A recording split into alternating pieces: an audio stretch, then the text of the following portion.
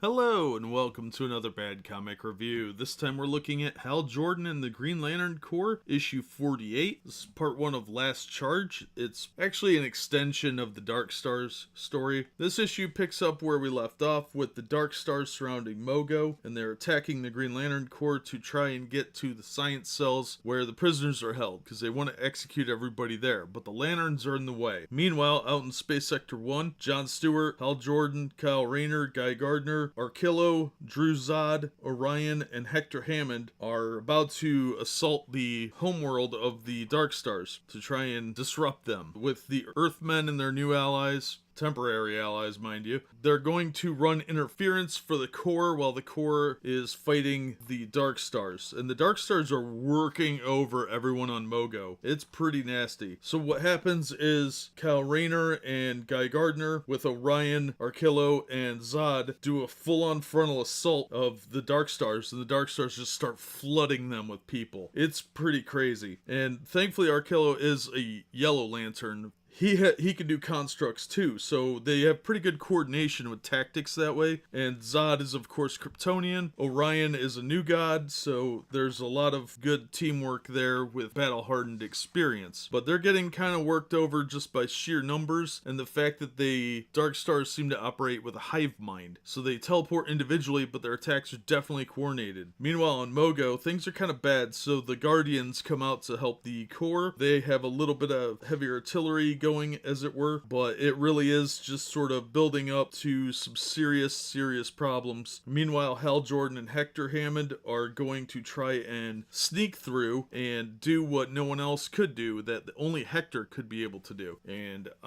gonna leave that hanging right there. This was a great issue. It was a lot of fun. The art's pretty solid in this one, so it's better than last issue, I think. Let's see, here we have Robert Venditti was the writer, pencils by Rafa Sandoval, inker Jordi Tarragona, colorist was Tomi Mori, letterer Dave Sharp, associate editor Andrew Marino, editor Brian Cunningham. And I thought they did a good job with everything. It was actually a pretty well done book. The art, like I said, was a little better than usual. I'm not a huge fan of this guy's style, but I don't hate it either. It's usually pretty passable, but I thought this one was better, so maybe I'm just getting used to the style or something, but I really liked it. I thought this was a really good issue. I'm really excited to read the next one, and I think they're gonna wrap up the series pretty well. It does end at issue 50, and I think that this is going to be a really good way to go out. We'll see how it goes, but I would definitely recommend this. I would say the whole storyline for the Darkstars and this one have been really worth it so far. But that's just my take. As always, thank you so much for listening and supporting the channel. If you liked the video, give it a like and share it around. And don't forget to consider subscribing so you don't miss future reviews. And we hope to see you on the next one.